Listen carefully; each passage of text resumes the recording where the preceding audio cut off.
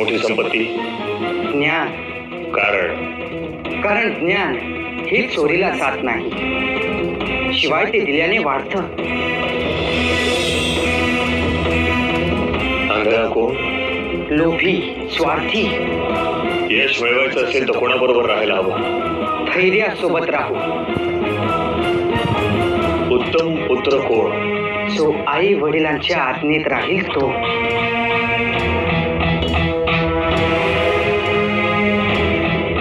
राजा कशामुळे शोभिवंत दिसतो? सेवाभावाने राजा शोभिवंत दिसतो.